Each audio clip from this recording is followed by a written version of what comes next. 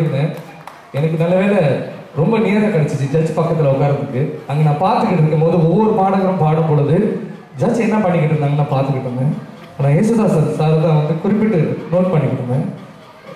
நீங்கள் நம்புறீங்களோ இல்லையா அப்படின்னா, இவங்க பாடும்போது மட்டும் அவர் ஹெட்ஃபோன் கழட்டவே இல்லை. அவர் கையும் காலும் உடம்பு ஆடினதை அவர் தான் பார்த்தேன்.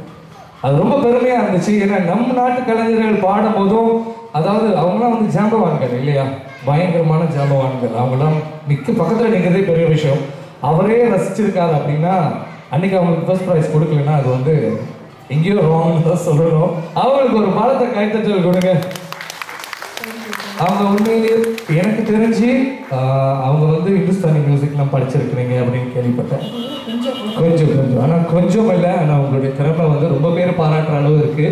ஸோ உங்களோட ரசிகர்கள்லாம் இன்னைக்கு வந்திருக்காங்க. ஸோ அவங்களுக்கு என்ன சொல்ல போறீங்களோ சொல்லிட்டு ஒரு அற்புதமான பாடலை ஒரு சொல்ல நம்ம வாங்க போகிறாங்க.